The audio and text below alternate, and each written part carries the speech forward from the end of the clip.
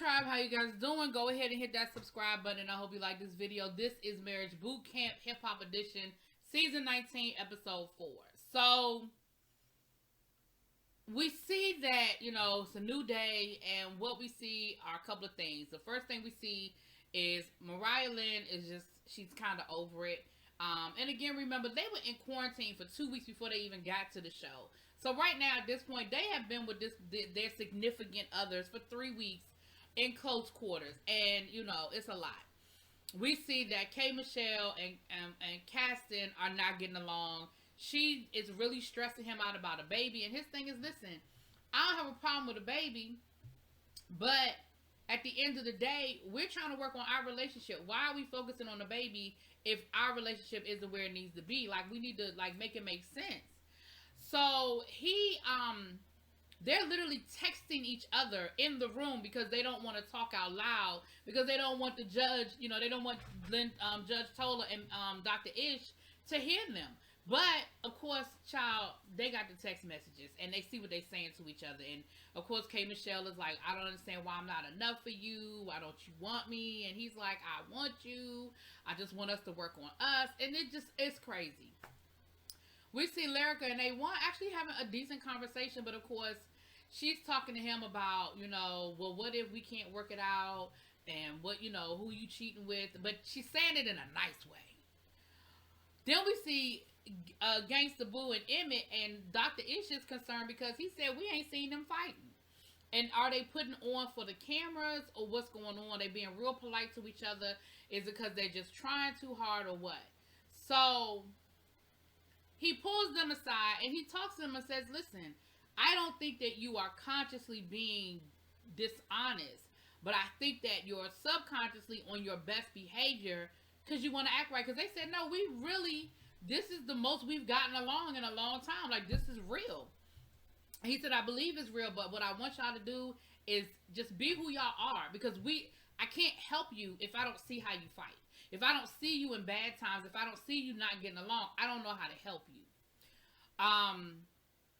Even like when she pulled him out of the hot tub, there wasn't an argument. He just got up and left. Whereas they were like, I bet you that's not how it would have happened if they were by themselves, you know. Or if they weren't, you know, on the show. I shouldn't say by themselves. So Dr. Ish says today, you know, what they're going to be doing is they're going to be wearing watches that will zap each other. Again, we've seen this activity before. And I think part of the problem with their frustration and getting the cooperation that they need is that a lot of the couples have watched the show and they know what these activities are. So there is no element of surprise. There's no genuine reaction because they kind of know. It was like last season with my boy Noriega, who was like, I've seen every season of the show. He knew every activity as soon as they started talking about it, and he knew what the purpose of it was. So I think with this whole zap thing, they know what they're doing. They know what it's about. So none of the couples wanted to zap each other because they know that the amount of times that you zap each other is directly connected to the next activity. So they weren't really doing, because they're supposed to zap each other every time, you know, their significant other annoys them or says something that they don't like, right? But they weren't doing it. And so Lyrica decides to have a game where they're going to sit around and talk about what it is about each other that they don't like, so that they can, I guess, so they can zap each other. First of all, Lyrica, who put you in charge? You got the most effed up relationship. Well, I ain't gonna say the most, but you got one of the most effed up relationships on this show. Who died and put you in charge of anything? And how you gonna make a game out of an activity that y'all supposed to be doing? And of course, the judges felt some kind of way, and eventually everybody else felt some kind of way because they were like, who? Because she trying to get K. Michelle to talk. She trying to get Mariah Lynn and Rich.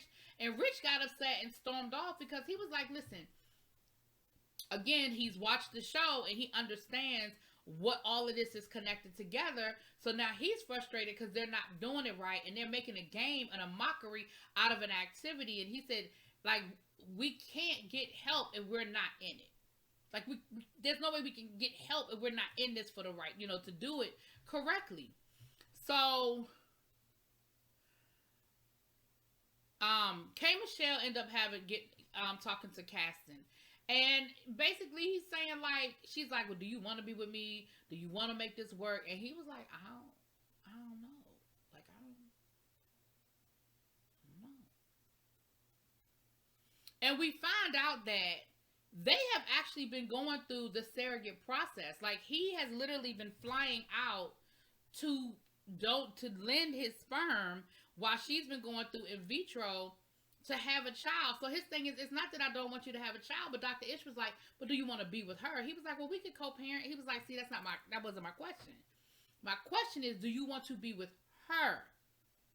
Giving her what she wants as far as a child or twins and co-parenting, that's not what I asked you.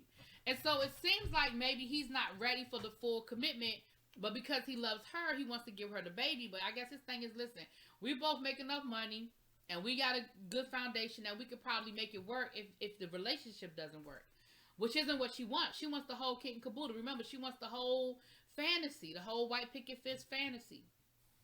We find out from Emmett and Gangsta Boo that a lot of their problem stems back to her relationship with his family. She don't get along with his kids. She don't get along with his mama. And that's a big part of the frustration. So, we get to the second part of the activity after the judges are real frustrated and upset at the way this went. So Dr. Ish says, listen, this is the part where we're supposed to go through the second part where you go through this maze and the level of charge is based on how many zaps. But since none of y'all really participated the way y'all were supposed to participate in the activity, we're just going to put it at full throttle. So, of course, people who did try to do it right were irritated, like, why everybody got to be punished? Because some people didn't do it. And then Lyrica felt like she was being attacked because Dr. Ish made a comment about creating a game out of it and making a mockery of it. And she was like, so my game was wrong. I was just trying to jazz it up. I was just trying to make it fun. So I feel like I'm being attacked because of what I did. I feel like I'm being attacked because of my game. And Dr. Ish was like, I'm not attacking you. I'm just saying, like, we need your help. Like, we got this. We need you. So they went through the maze, and of course, they learned what they were supposed to learn. But when we stop fighting and we learn how to communicate and work together, we move much faster. Well, duh. K Michelle couldn't go through because she just came out of surgery, and they didn't want to do the electrical shock right now. So she was supposed to coach Caston through the maze. Well, at first she wasn't saying nothing. So then finally Dr. Ish was like, help him out. Encourage him. Do something. And then she started coaching him. Gangsta Boo just got frustrated halfway through and just started dragging Emmett. Like, screw how many times we getting zapped. We just gonna just zip, zip, zip, zip, zip, zip. But she dragged his ass through there. Mariah Lynn and Rich were the only couple that had to do it twice. Because they ran out of time the first time and they had to go back and do it again.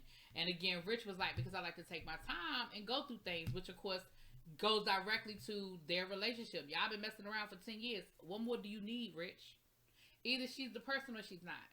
What more do you need to know? What more do you need to see? What more do you need to hear? So Lynn Tola comes out and she lets them know that she was frustrated as well, that they didn't, participate in the activity. But she did applaud Rich for speaking up and basically letting his people know, I'm not happy with this. If y'all not gonna be in it and do it the right way, then how do you expect to get any help? And that's frustrating. She did. She talked about Emmett, how she saw today that when conflict comes up, he walks away and he needs to learn how to stand in it so y'all can resolve it. And she talked about I think it was A1, how A1 is staying in it. Like, he's trying and she's applauding him for really staying in it. And so the couples, I think, again, I feel like I guess they learned something. I'm not quite sure. But at this point, y'all, I'm just like, what? I don't know.